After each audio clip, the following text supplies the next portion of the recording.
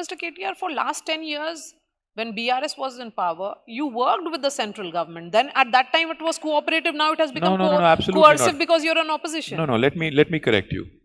We have worked with union government on certain things. We have opposed them on a number of things. We have always been issue based. It's not like we oppose everything that BJP says blindly because we have to oppose. No, ऐसा कुछ नहीं है. हम जब GST की कानून आई थी तो उस बिल को हमने मदद की. जब रामनाथ कोविंद जी को प्रेसिडेंट बनाने की एक प्रपोजल आई थी तो उसको सपोर्ट हमने की.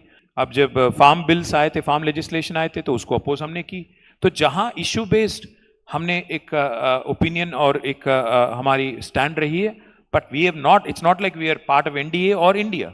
So we've always been independent and we've never been subservient to anybody. But for 10 years, when you were the industries minister, you were dealing with the same Modi government at the center. Do you have a choice? Can I deal with any other government? वो तो भारत सरकार है, मैं एक छोटा राज्य का सरकार हूँ, तो मुझे तो फिर जाना ही पड़ेगा उनके साथ, तो काम भी करना पड़ेगा. Ultimately we are part of the larger nation. So as far as politics and economics are concerned, हमारा राय यही है कि politics को आखिरी 6 महीने तक सीमित रखना चाहिए और economics should take centre stage for 4.5 years और देश के हित में, राज्य के हित में हर किसी को काम करना चाहिए.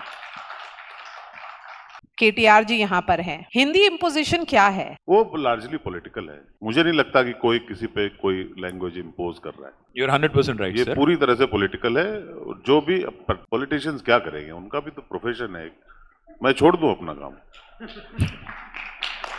ये प्रोफेशनल कंपल्जन है. नहीं, मैं आपको एक चीज कहता हूं, कमलेश जी, एक बात कहता हूं.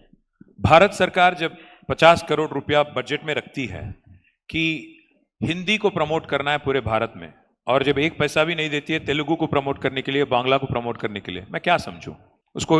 हिंदी इंपोजिशन तो नहीं कहूंगा, बट हिंदी को प्रमोट तो कर रहे हैं. ऐसा नहीं है कि नहीं प्रमोशन हो रहा है, पर मसला वो नहीं है, समस्या वो नहीं है. मैं यहां पे बैठ के आज हिंदी में आपसे मैं at least I am trying to converse in Hindi as to my best ability. मुझे किसी ने जबरदस्ती की क्या कि आप हिंदी सीखो? नहीं.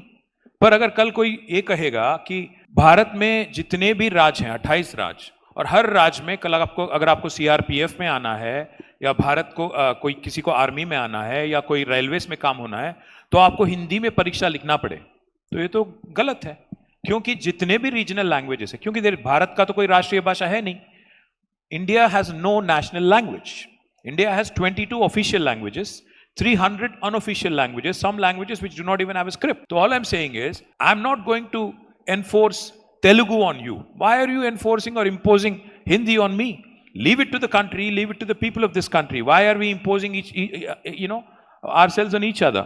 Hindi imposition. See, for example, if Tamil Nadu feels very strongly, or Karnataka feels very strongly, or even Maharashtra feels very strongly, or Telangana feels very strongly, that Hindi should not be imposed, so be it. See, Prime Minister P.V. Narasimha Rao was able to converse in 16 languages, including French, German, and Spanish. So my point is, it is the individual's appetite, it is the individual's interest that should dictate. And also, Kamlesh ji, language is not just political issue. Language is not just a communication tool. Language is also cultural identity. Remember that. See, in fact, the beauty of India is unity in diversity. भी हम लोग बार-बार कहते रहते हैं. अगर आप हिंदी को impose करोगे, हिंदी को जबरदस्ती साउथ में या कहीं और इंपोज करने की कोशिश करोगे, you are undermining the very idea of this diversity.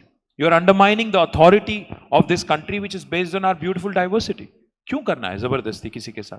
तो राज ठाकरे को क्या बोलेंगे? सॉरी, राज ठाकरे को क्या बोलेंगे जो अभी हो रहा है? मैं राज ठाकरे को भी यही कहूंगा कि जैसा आप हिंदी इंपोजिशन नहीं चाहते हो, वैसे ही आप मराठी इंपोज भी ना करो. मराठी भी आप किसी के ऊपर जबरदस्ती ना इंपोज करने की कोशिश करो. आप ये क्यों कहते हो कि आपको मुंबई में रहने के लिए आपको मराठी बोलना पड़ेगा या हैदराबाद में रहने के लिए तेलुगु बोलना पड़ेगा?